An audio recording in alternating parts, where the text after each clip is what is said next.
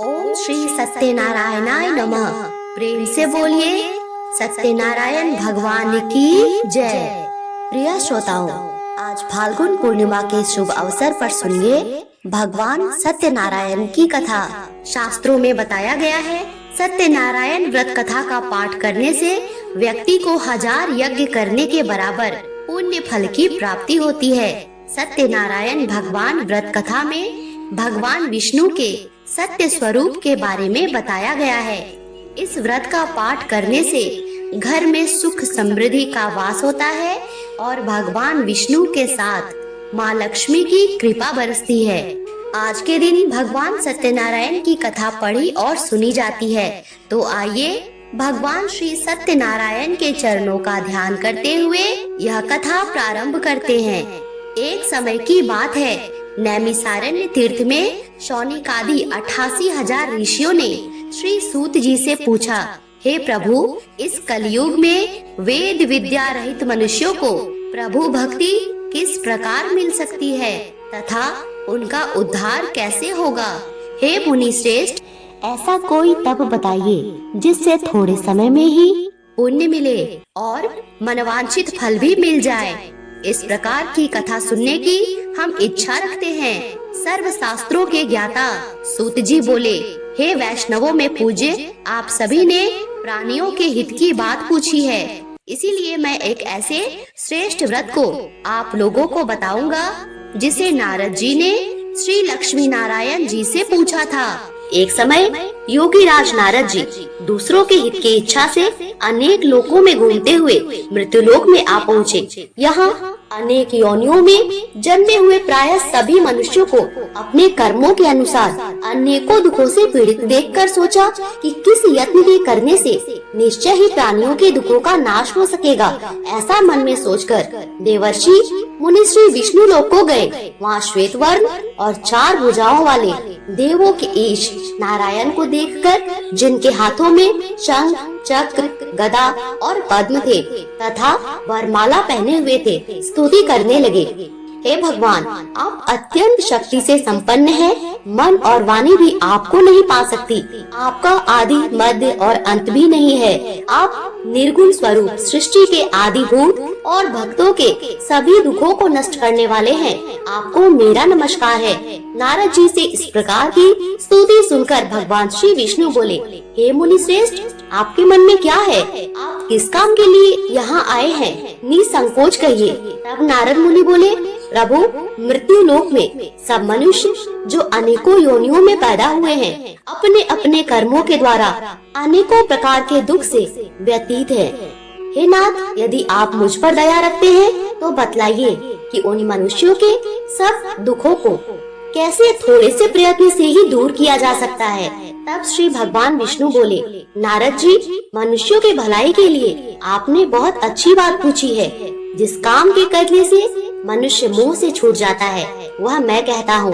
ध्यान पूर्वक सुनो। बहुत पुण्य देने वाला स्वर्ग और मृत्यु लोक दोनों में दुर्लभ एक अत्यंत उत्तम व्रत है। आज मैं प्रेम वश होकर तुमसे कहता हूँ, श्री सत्यनारायण भगवान का यह व्रत अच्छी तरह विधि पूर्वक करके मनुष्य धरती पर आयु पर्यंत सुख भोग कर मरने पर मोक्ष को प्राप्त होता है। श्री भगवान के वचन सुनकर नारद मुनि बोले, हे भगवान, उस व्रत का क्या फल है, क्या विधान है और किसने यह व्रत किया था और किस दिन इस व्रत को करना चाहिए? विस्तार पूर्वक कहिए भगवान। भगवान विष्णु बोले, हे नारद, दुख शोक आदि को दूर करने वाला, धन धान्य को बढ़ाने वाला, सौभाग्य और संतान देने वाला यह व्रत सब स्थानों पर विजय पाने वाला है। भक्ति और श्रद्धा के साथ किसी भी दिन मनुष्य श्री सत्यनारायण की प्रातः काल के समय ब्राह्मणों बंधुओं के साथ धर्म परायण होकर पूजा करे। भक्ति भाव से नैवेद्य केले का फल, शहद, घी, दूध और गेहूं का आटा सवाए लेवे। गेहूं के अभाव में साठी का चूर्ण भी ले सकते हैं और सब पदार्थों को भगवान को अर्पण कर दे तथा बंधुओं सहित ब्राह्मणों को भोजन कराए। इसके पश्चात स्वयं भोजन करे। रात्रि में नृत्य गीत आदि का आयोजन कर रात्रि जागरण कर भगवान सत्यनारायण का ध्यान करते हुए समय बिताए। इस तरह व्रत करने पर मनुष्य की इच्छा निश्चित ही पूरी होती है। विशेष रूप से कलिकाल में भूमि पर यही मोक्ष का सरल उपाय है। प्रेम से बोलिए श्री सत्यनारायण भगवान की जय। श्री सत्यनारायण व्रत कथा का प्रथम अध्याय संपूर्ण। दूसरा अध्याय। सूत जी बोले, हे ऋषियों, जिसने पहले समय में इस व्रत को किया है उसका इतिहास कहता हूँ, ध्यान पूर्वक सुनो। सुंदर काशीपुरी नगरी में एक अत्यंत निर्धन ब्राह्मण रहता था। वह भूख और प्यास से बेचैन हुआ नित्य पृथ्वी पर घूमता था। ब्राह्मणों से प्रेम करने वाले भगवान ने ब्राह्मण को दुखी देखकर बूढ़े ब्राह्मण का रूप धरकर उसके पास जाकर आदर पूर्वक पूछा, हे विप्र, तुम नित्य दुखी होकर पृथ्वी पर क्यों घूमते हो? ब्राह्मण, यह सब मुझसे कहो, मैं सुनना चाहता हूँ। वह ब्राह्मण बोला, मैं निर्धन ब्राह्मण हूँ, भिक्षा के लिए पृथ्वी पर फिरता हूँ। हे भगवान, यदि आप इससे छुटकारा पाने का कोई उपाय जानते हैं तो कृपा कर मुझे बताएं। वृद्ध ब्राह्मण बोले, हे विप्र, सत्यनारायण भगवान मनोवांछित फल देने वाले होते हैं, तुम उनका पूजन करो, जिसके करने से मनुष्य सब दुखों से मुक्त हो जाता है। तब ब्राह्मण को व्रत का सारा विधान बतलाकर बूढ़े ब्राह्मण का रूप धारण करने वाले श्री सत्यनारायण भगवान वही अंतर ध्यान हो गए। जिस व्रत को वृद्ध ब्राह्मण ने बतलाया था, मैं उसको अवश्य करूँगा, यह निश्चय करने पर उसे रात भर नींद नहीं आई। सवेरे उठकर सत्यनारायण भगवान के व्रत का निश्चय कर वह भिक्षा के लिए चला गया। उस दिन उसको भिक्षा में बहुत सारा धन मिला, जिससे बंधु बांधव के साथ उसने सत्यनारायण भगवान का व्रत किया, जिसको करने से उस ब्राह्मण के सभी दुख दूर हुए और सब दुखों से छूटकर अनेक प्रकार की संपत्तियों से युक्त हुआ। उस समय से वह ब्राह्मण हर मास व्रत करने लगा। इस तरह सत्यनारायण भगवान के व्रत को जो भी करेगा वह मनुष्य सब दुखों से छूट जाएगा। इस तरह नारद जी से सत्यनारायण भगवान का कहा हुआ यह व्रत मैंने तुमसे कहा है। हे विप्रो, मैं अब और क्या कहूँ? तब ऋषिगण कहते हैं, मुनीश्वर, संसार में इस ब्राह्मण से सुनकर किसने इस व्रत को किया, हम वह भी सुनना चाहते हैं। इसके लिए हमारे मन में अत्यंत जिज्ञासा हो रही है। सूत जी बोले, मुनियों, जिसने इस व्रत को किया है वह सभी सुनो। एक समय एक ब्राह्मण धन और ऐश्वर्य के अनुसार बंधु बांधवों के साथ व्रत करने को तैयार हुआ। उसी समय एक लकड़ी बेचने वाला बूढ़ा आदमी आया और बाहर लकड़ियों को रखकर ब्राह्मण के मकान में गया। प्यास से दुखी लकड़हारा उनको व्रत करते देखकर ब्राह्मण को नमस्कार करके कहने लगा, यह आप लोग क्या कर रहे हैं? इसको करने से क्या फल मिलता है? कृपा करके मुझको बताइए। ब्राह्मण ने कहा, सब मनोरथों को पूर्ण करने वाला यह भगवान सत्यनारायण का व्रत है। इसी के कृपा से मेरे यहाँ धन धान्य की वृद्धि हुई है। ब्राह्मण से इस व्रत के बारे में जानकर लकड़हारा अत्यंत प्रसन्न हुआ। चरणामृत लेकर प्रसाद ग्रहण करने के बाद वह अपने घर को गया। अगले दिन लकड़हारे ने अपने मन में इस प्रकार का संकल्प लिया कि आज गांव में लकड़ी बेचने से जो धन मिलेगा उसी से मैं सत्यनारायण भगवान का उत्तम व्रत करूंगा। ऐसा मन में निश्चय कर वह बूढ़ा आदमी लकड़ियां अपने सिर पर रखकर जिस नगर में धनवान लोग रहते थे ऐसे सुंदर नगर में गया। उस दिन वहाँ पर उसे उन लकड़ियों के दाम पहले से चौगुना मिला। तब वह लकड़हारा दान लेकर अति प्रसन्न होकर पके केले, शक्कर, घी, दूध, दही और गेहूं का चूर्ण इत्यादि सत्यनारायण भगवान के व्रत की कुल सामग्रियों को लेकर अपने घर गया। फिर उसने अपने परिवारजनों को बुलाकर विधि विधान के साथ भगवान का पूजन और व्रत किया। उस व्रत के पुण्य प्रभाव से वह बूढ़ा लकड़हारा पुत्र, धन आदि से युक्त हुआ और संसार के समस्त सुख भोग कर अंत में वैकुंठ लोक को चला गया। श्री सत्यनारायण व्रत कथा का दूसरा अध्याय संपूर्ण। बोलिए श्री सत्यनारायण भगवान की जय। तीसरा अध्याय। सूत जी बोले, हे श्रेष्ठ मुनियों, अब आगे की कथा कहता हूँ। पहले समय में उल्का मुख नाम का एक बुद्धिमान राजा था। वह सत्य वक्ता और जितेंद्रिय था। प्रतिदिन देव स्थानों पर जाता और निर्धनों को धन देकर उनके कष्ट दूर करता था। उसकी पत्नी कमल के समान मुख वाली तथा सती साध्वी थी। भद्रशिला नदी के तट पर उन दोनों ने श्री सत्यनारायण भगवान का व्रत किया। उसी समय साधु नाम का एक वैश्य आया।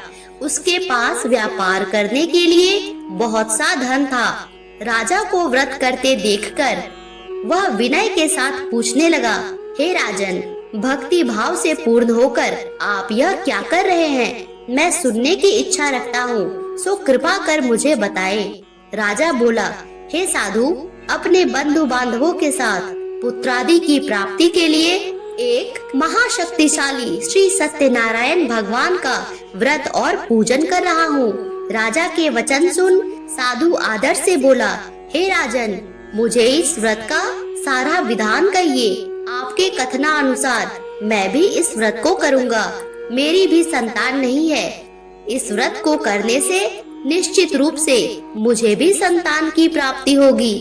और राजा से व्रत का सारा विधान सुन व्यापार से निवृत्त हो वह अपने घर गया। साधु वैश्य ने अपनी पत्नी को संतान देने वाली इस व्रत का वर्णन कह सुनाया और कहा कि जब मेरी संतान होगी तब मैं इस व्रत को करूँगा। साधु ने इस तरह के वचन अपनी पत्नी लीलावती से कहे। एक दिन लीलावती पति के साथ आनंदित हो सांसारिक धर्म में प्रवृत्त होकर सत्यनारायण भगवान की कृपा से गर्भवती हो गई। 10वें महीने में उसके गर्भ से एक सुंदर कन्या ने जन्म लिया। दिनों दिन वह ऐसे बढ़ने लगी जैसे कि शुक्ल पक्ष का चंद्रमा बढ़ता है। माता पिता ने अपनी कन्या का नाम कलावती रखा था। एक दिन लीलावती ने मीठे शब्दों में अपने पति को याद दिलाया कि आपने सत्यनारायण भगवान के जिस व्रत को करने का संकल्प लिया था उसे करने का समय आ गया। अब आप उस व्रत को करिए। साधु बोला, हे प्रिय, इस व्रत को मैं उसके विवाह पर करूँगा। इस प्रकार अपनी पत्नी को आश्वासन देकर वह नगर को चला गया। कलावती पिता के घर रहकर वृद्धि को प्राप्त हो गई। साधु ने एक बार नगर में अपनी कन्या को सखियों के साथ देखा तो तुरंत ही दूत को बुलाया और कहा कि मेरी कन्या के योग्य वर देख कर आओ। साधु की बात सुनकर दूत कंचन नगर में पहुंचा और वहां देखभाल कर लड़की के सुयोग्य वानिक पुत्र को ले आया। सुयोग्य लड़के को देख साधु ने बंधु बांधवों को बुलाकर अपनी पुत्री का विवाह कर दिया। लेकिन दुर्भाग्य की बात कि साधु ने अभी तक श्री सत्यनारायण भगवान का व्रत नहीं किया। इस पर श्री भगवान क्रोधित हो गए और श्राप दिया कि साधु को अत्यधिक दुख मिले। अपने कार्य में कुशल साधु बनिया जमाई को लेकर रत्नासारपुर नगर में गया। वहां जाकर दामाद ससुर दोनों मिलके चंद्रकेतु राजा के नगर में व्यापार करने लगे। एक दिन भगवान सत्यनारायण की माया से एक चोर राजा का धन चुराकर भाग रहा था। उसने राजा के सिपाहियों को अपना पीछा करते देख चुराया हुआ धन वहां रख दिया जहां साधु अपने जमाई के साथ ठहरा हुआ था। राजा के सिपाहियों ने साधु वैश्य के पास राजा का धन पड़ा देखा तो वह ससुर और दामाद दोनों को बांधकर राजा के पास ले गए और कहा, उन दोनों चोरों को हम पकड़ लाए हैं, अब आप आगे की कार्यवाही करें। राजा की आज्ञा से उन दोनों को कठिन कारावास में डाल दिया गया और उनका सारा धन भी छीन लिया गया।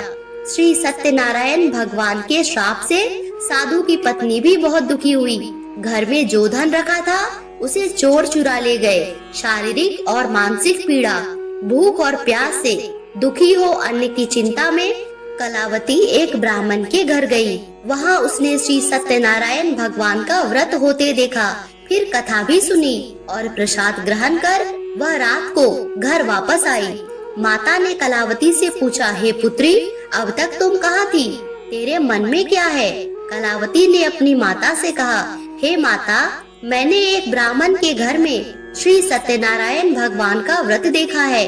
कन्या के वचन सुन लीलावती भगवान के पूजन की तैयारी करने लगी। लीलावती ने परिवार और बंधुओं सहित भगवान श्री सत्यनारायण का पूजन किया और उनसे वर मांगा कि मेरे पति और दामाद शीघ्र घर आ जाए। साथ ही यह भी प्रार्थना करी कि हम सबका अपराध क्षमा करें। भगवान श्री सत्यनारायण इस व्रत से संतुष्ट हो गए और राजा चंद्रकेतु को सपने में दर्शन देकर कहा, हे राजन, तुम उन दोनों वैश्यों को छोड़ दो और तुमने उनका जो धन लिया है उसे भी वापस कर दो। अगर ऐसा नहीं किया तो मैं तुम्हारा धन, राज्य और संतान सभी को नष्ट कर दूंगा। राजा को यह सब कहकर भगवान अंतर ध्यान हो गए। प्रातः काल राजा ने सभा में अपना सपना सुनाया और बोले कि वाणिक पुत्रों को कैद से मुक्त कर सभा में लाओ। दोनों ने आते ही राजा को प्रणाम किया। राजा मीठी वाणी में बोला, हे महानुभाव, दुर्भाग्यवश ऐसा कठिन दुख तुम्हें प्राप्त हुआ, लेकिन अब तुम्हें कोई भय नहीं है। ऐसा कह राजा ने उन दोनों को नए वस्त्र आभूषण पहनाए और जितना धन उनका लिया था उससे दुगना धन वापस कर दिया। दोनों वैश्य अपने घर को चल दिए। श्री सत्यनारायण व्रत कथा का 3रा अध्याय संपूर्ण। बोलिए श्री सत्यनारायण भगवान की जय। 4था अध्याय। सूत जी बोले, वैश्य ने मंगलाचार कर अपनी यात्रा आरंभ की और अपने नगर की ओर चल दिया। उनके थोड़ी दूर जाने पर एक दंडी वेशधारी श्री सत्यनारायण ने उनसे पूछा, हे साधु, तेरी नाव में क्या है? अभिवाणी वानिक हंसता हुआ बोला, हे दंडी, आप क्यों पूछते हो? क्या धन लेने की इच्छा है? मेरी नाव में तो बेल और पत्ते भरे हुए हैं। वैश्य के कठोर वचन सुन भगवान बोले, तुम्हारा वचन सत्य हो। दंडी ऐसा वचन कह वहाँ से दूर चले गए। कुछ दूर जाकर समुद्र के किनारे बैठ गए। दंडी के जाने के बाद साधु वैश्य ने नित्य क्रिया के पश्चात नाव को ऊंची उठते देखकर अचंभा माना और नाव में बेल पत्ते आदि देख मूर्छित हो जमीन पर गिर पड़ा। मूर्छा खुलने पर वह अत्यंत शोक में डूब गया। तब उसका दामाद बोला, पिताजी, आप शोक ना मनाएं, यह उस दंडी का शाप है, इसीलिए हमें तत्काल उसकी शरण में जाना चाहिए तथा तभी हमारी मनोकामना पूरी होगी। दामाद की बात सुन वह दंडी के पास पहुंचा और अत्यंत भक्ति भाव नमस्कार करके बोला, मैंने आपसे जो भी असत्य वचन कहे थे उनके लिए मुझे क्षमा दे दो। ऐसा कहकर महान शोकातुर हो रोने लगा।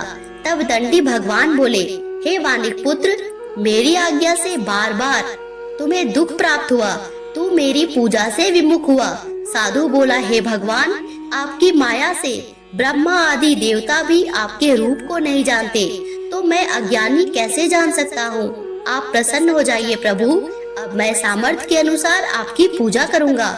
मेरी रक्षा करें और पहले के समान मेरी नौका में धन भर दे। साधु वैश्य के भक्ति पूर्वक वचन सुनकर भगवान प्रसन्न हो गए और उसकी इच्छा अनुसार वरदान देकर अंतर ध्यान हो गए। ससुर जमाई जब नाव पर आए तो नाव धन से भरी थी। फिर वही अपने अन्य साथियों के साथ सत्यनारायण भगवान का पूजन कर अपने नगर को चल दिए। जब नगर के नजदीक पहुँचे तो दूत को घर पर खबर करने के लिए भेज दिया।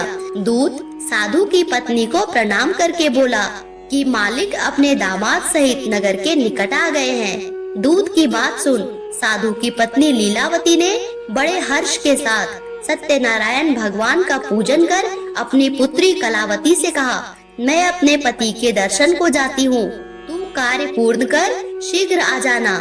माता के ऐसे वचन सुन कलावती जल्दी में प्रसाद छोड़ अपने पति के पास चली गई। प्रसाद की अवज्ञा के कारण श्री सत्यनारायण भगवान रुष्ट हो गए और नाव सहित उसके पति को पानी में डुबो दिया।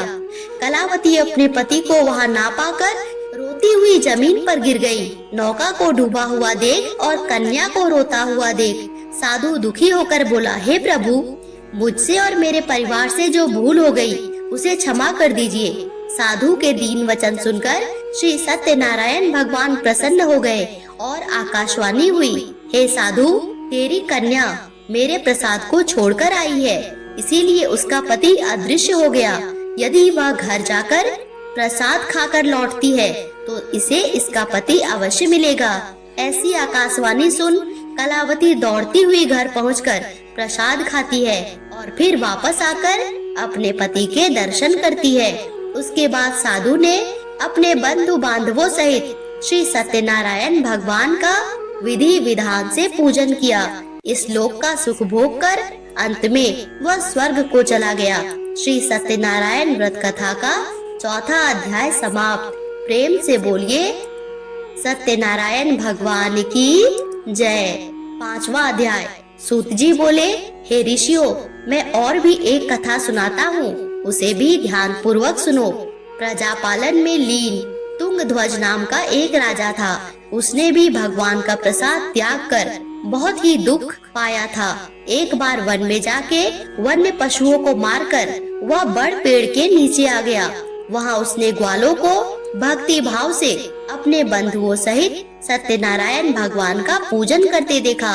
अभिमानवश राजा उन्हें देखकर भी पूजा स्थान पर नहीं गया, ना ही उसने भगवान को नमस्कार किया। ग्वालों ने राजा को प्रसाद दिया, लेकिन उसने वह प्रसाद भी नहीं खाया और प्रसाद को वहीं छोड़ अपने नगर को चला गया। जब वह नगर में पहुंचा, वहाँ सब कुछ तहस नहस हुआ था। वह शीघ्र ही समझ गया कि यह सब भगवान ने किया है। वह दोबारा ग्वालों के पास पहुंचा और विधि पूर्वक पूजा करके प्रसाद खाया तो भगवान श्री सत्यनारायण की कृपा से सब कुछ पहले जैसा हो गया। दीर्घ काल तक सुख भोगने के बाद मरणोपरांत उसे भी स्वर्ग लोक की प्राप्ति हुई। जो मनुष्य परम दुर्लभ इस व्रत को करेगा तो भगवान सत्यनारायण की अनुकंपा से उसे धन धान्य की प्राप्ति होगी। निर्धन धनी हो जाता है और भयमुक्त हो जाता है। संतानहीन मनुष्यों को संतान सुख मिलता है और सारे मनोरथ पूर्ण होने पर मानव अंत काल में बैकुंठ धाम को जाता है। सूत जी बोले, जिन्होंने पहले इस व्रत को किया था, अब उनके दूसरे जन्म की कथा कहता हूँ। वृद्ध शतानंद ब्राह्मण ने सुदामा का जन्म लेके मोक्ष की प्राप्ति की। लकड़हारे ने अगले जन्म में निषाद बनकर मोक्ष प्राप्त किया। उल्का मुख राजा का नाम दशरथ होकर बैकुंठ को गए। साधु नाम के वैश्य ने मोर ध्वज बनकर मोक्ष पाया। महाराज तुंगध्वज ने स्वयंभू होकर भगवान में भक्ति युक्त होकर मोक्ष पाया। श्री सत्यनारायण व्रत कथा का 5वां अध्याय संपूर्ण। बोलिए भगवान श्री सत्यनारायण की जय।